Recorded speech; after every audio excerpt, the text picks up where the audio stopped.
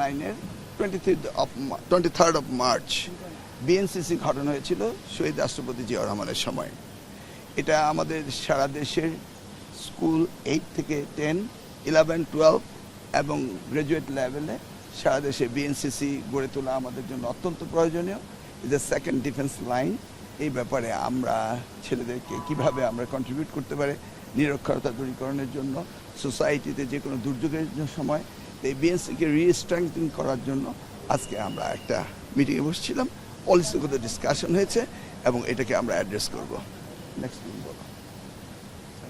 ধন্যবাদ। আসসালামু আলাইকুম প্রিয় সাংবাদিক ভাই বোনেরা, আমরা জানি যে মাননীয় প্রধানমন্ত্রী জনাব তারেক রহমান বলেছেন আমরা এমন একটা শিক্ষা ব্যবস্থা চাই যেখানে লার্নিং উইথ হ্যাপিনেস কালচার গড়ে উঠবে, অর্থাৎ এমন একটা শিক্ষা কার্যক্রম যেখানে আনন্দের সাথে উৎসবমুখর পরিবেশে আমাদের শিক্ষার্থীরা জ্ঞান অর্জন করবে, বাস্তব জীবনের জন্য তারা প্রিপেয়ার্ড হবে। সেই লক্ষ্যে আমাদের শিক্ষা ব্যবস্থাকে আমরা ভ্যালু বেস করতে চাই, প্রিন্সিপাল বেস করতে চাই, এথিক্স বেস করতে চাই, যেন তারা সুনাগরিক হিসেবে গড়ে ওঠে। এবং সেই ক্ষেত্রে এক্সট্রা কারিকুলার অ্যাক্টিভিটিকে প্রাধান্য দেওয়া হবে। সরকারের যে উন্নয়ন কার্যক্রম রয়েছে, ম্যানিফেস্টোতে যে ধারাগুলো রয়েছে, সেই পলিসিগুলো বাস্তবায়নে আমরা আমাদের শিক্ষার্থীদেরকে ইনভলভ করতে চাই। তার জন্য মাননীয় প্রধানমন্ত্রীর নির্দেশনায় আমরা BNCC, girls guide, scout, rover সহ বিভিন্ন কার্যক্রমকে আরও শানিত করতে চাই। আমাদের মূল উদ্দেশ্য বিএনসিসি, গার্লস গাইড কিংবা স্কাউটের মতন এই ধরনের যে প্ল্যাটফর্মগুলো রয়েছে এগুলোকে ন্যাশনাল লেভেলে কিভাবে আরও বিস্তৃত আকারে আমরা কার্যক্রমে সম্পৃক্ত করতে পারি তা নিয়ে কার্যকর উদ্যোগ গ্রহণ করা হবে।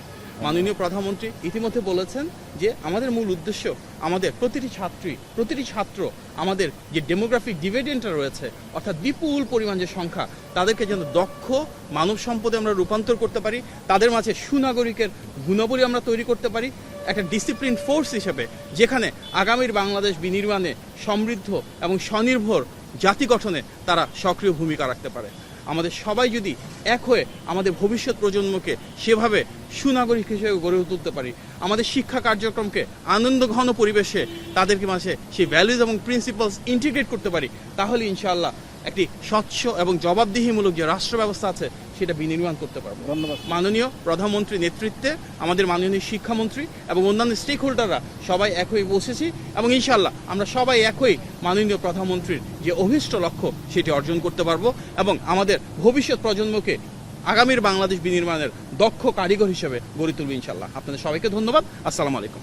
আর ওইটা বলে দিই, লাস্ট উনি যেটা বলেছেন সেটা হচ্ছে মাননীয় প্রধানমন্ত্রী যে আমাদের সোসাইটিতে যে ভ্যালুজের যে অবক্ষয় ঘটেছে, এটা ফ্যামিলি ভ্যালুজ হোক, রিলিজিয়াস ভ্যালু হোক, এই ভ্যালুজকে এখন থেকে আপহোল্ড করতে হবে থ্রু দিস অর্গানাইজেশন। মাননীয় এই প্রসঙ্গে যেহেতু বলেছেন একটা ইস্যু বা একটা খবর আপনাদের দৃষ্টিতে এসেছে, মাদ্রাসার ছাত্রী 11 বছর বয়সে যে ভ্যালুদের কথা বলেন সেই জন্য প্রশ্ন করব, এটা খুব টক অফ দ্য টাউন, মানে এইটা মাদ্রাসায় এই ধরনের ঘটনাগুলো প্রায় ঘটছে। একটা 11 বছরের কিশোরী অন্তঃসত্ত্বা হয়ে পড়েছেন, দৃষ্টিটা যাচ্ছে শিক্ষকদের দিকে। এইটাকে আসলে আপনারা কিভাবে দেখছেন? এই তো সেটা মাননীয় প্রধানমন্ত্রী সেটা অ্যাজ এ হোল আমাদেরকে ভ্যালুজ, রিলিজিয়াস ভ্যালুজ, সোসাইটির ভ্যালুজ, ফ্যামিলি ভ্যালুজ, এটাকে আপহোল্ড করার জন্য আজকের মূলত এই পলিসি ডিসকাশন আছে, সেটাই আমরা করছি। ধন্যবাদ।